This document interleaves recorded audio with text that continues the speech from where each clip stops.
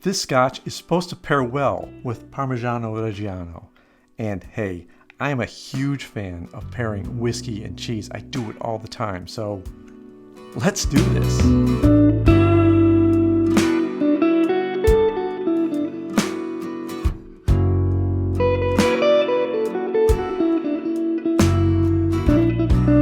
Welcome to Whisky Riffs.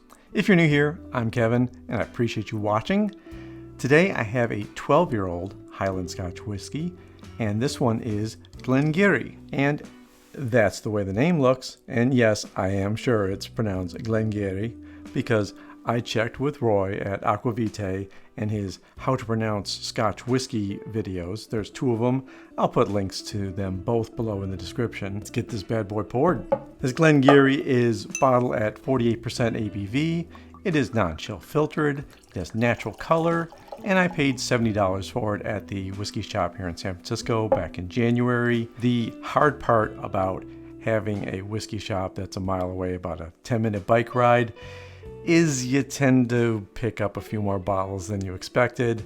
And this wasn't what I went into the shop to get, but it's one of the bottles I came out with, including another one. In fact, I think the carriers on my bike were kind of full of whiskey that day. This whiskey is aged in both sherry and bourbon casks, and it's non-chill filtered right on the label in 2 different spots. There's actually a couple different places where they put it, and I appreciate that. They do not say natural color on the label, but I did some research, and it is natural color according to the places I could find to look up. So both of those are really good things, and I do love that it's a 48% ABV. That makes it even better because the higher the ABV, the more you get to play with the different levels of whiskey that you enjoy. Adding water, doing whatever you want to with it. Maybe even a little bit of ice if you like your scotch that way. Now, the really interesting thing that I found about this bottle was they said it's the perfect companion for Parmigiano Reggiano.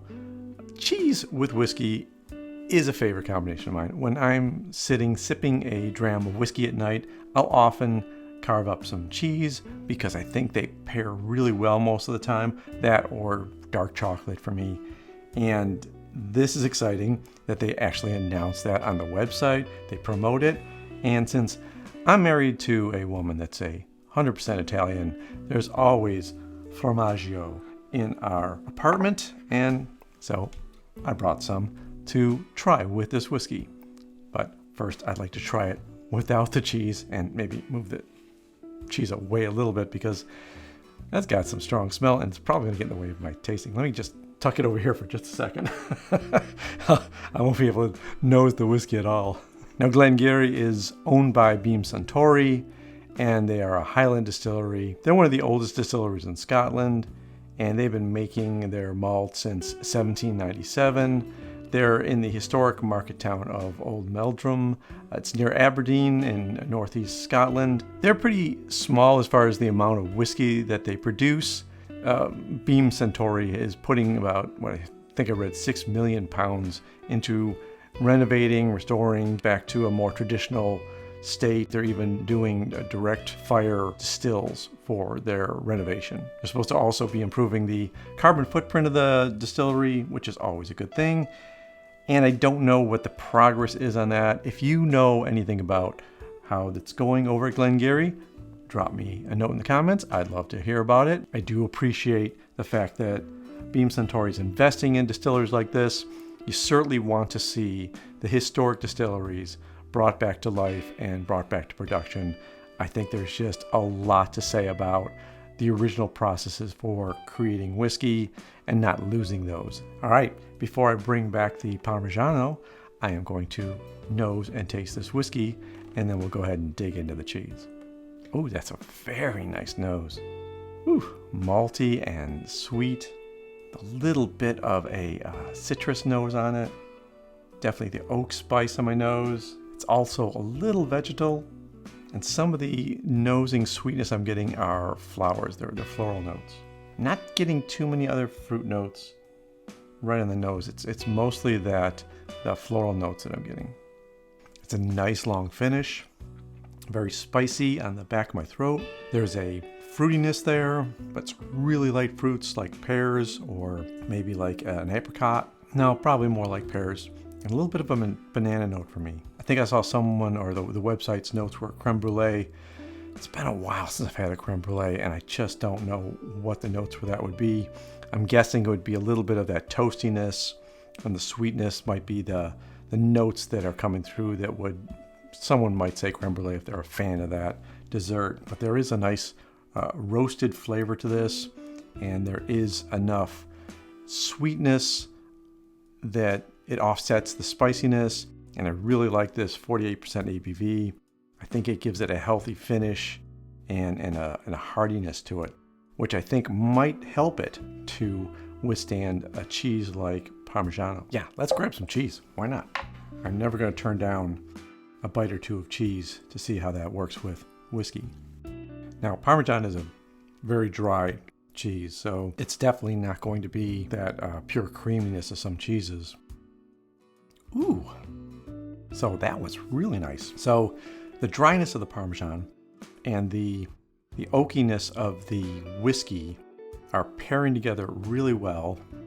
And what I end up with is even more of the fruitiness. So much more pear flavor, much more light berries, and that banana notes getting stronger. Yeah, it took the edge off that front taste of the whiskey really nicely, which is kind of interesting. Now, I have to admit that I don't tend to have Parmesan as a pairing with whiskey.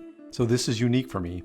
I typically take a kind of an aged Irish cheddar, something you would just snack on alone. I usually use Parmesan for adding to meals, and I don't tend to eat it alone, but it really is helping out this dram of whiskey.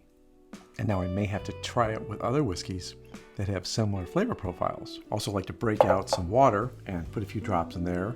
As long as we're experimenting with a whiskey, we may as well experiment all the way.